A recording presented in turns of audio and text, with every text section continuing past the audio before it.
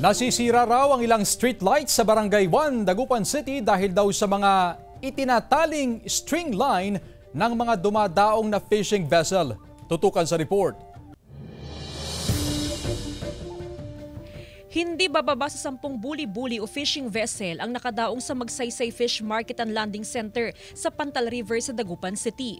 Mahigpit ang monitoring ng mga opisyal ng Barangay 1 sa mga dumadaong na buli-buli sa lugar. Nakasanayan na kasi ng mga mangingisda na itali ang string line ng fishing vessel sa street light at maging sa mga nakatayong railing sa lugar. Ang problem ko lang dyan naman sa kanila, yung pangtatali nila ng bangka nilang malaki. Pero alam mo na ang barko, gumagalaw-galaw yan. Mamaya may hila, masira na naman.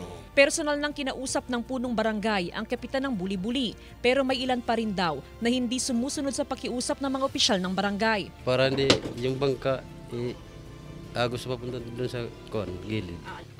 Para hindi makapang-presya ba doon. Pag walang talian kasi makukuha ng mga bangka doon sa mga bahay. Inirekomenda ng punong barangay sa mga mangingisda na gumawa ng pwedeng pagtalian ng string line ng kanilang fishing vessel sa landing center para hindi masira ang kanilang mga street light. Tutugon naman daw rito ang mga mangingisda. Kasama si Jing Dakanay, Jasmine Gabriel Galban, One North Central Luzon.